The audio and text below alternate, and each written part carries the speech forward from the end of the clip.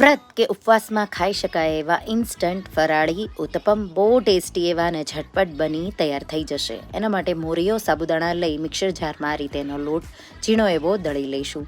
એને એક બાઉલમાં કાઢી એમાં દહીં, પાણી જરૂર લાગે એટલું ઉમેરી આવું બેટર બનાવી અને બેટરને ઢાંકી 10 મિનિટ જેવું રેસ્ટ થવા દઈશું. ત્યાં સુધીમાં મેં અહીંયા વેજીટેબલ રેડી કર્યા છે. તો આપણે મીઠા લીમડાના પાન, આદુ, મરચાં, લીલા ધાણા, ટમેટાં ખાતા હોય તો ઉમેરવાના છે, નહીં તો સ્કીપ કરવાના છે. બટેટા આપણે પછી ખમણી લઈશું. હવે શેકેલું જીરું, તલ ખાતા હોય તો ઉમેરવાના, નહીં તો સ્કીપ કરવાના. મીઠું, મરી પાવડર, કાચા બટેટાને આ રીતે મેં ખમણી લીધા છે. મિક્સ કરી દઈશું. અધકચરા વાટેલા શેકેલા શીંગના દાણા ઉમેરી મિક્સ કરી દઈશું. પેન ગરમ કરીશું. થોડું અમથું તેલ ફેલાવી આ રીતે પુડલાનું બેટર ફેલાવી દઈશું અને પછી આ રીતે બે સાઈડ ઘી લગાવી ક્રિસ્પી થાય એ રીતે શેકી લઈશું.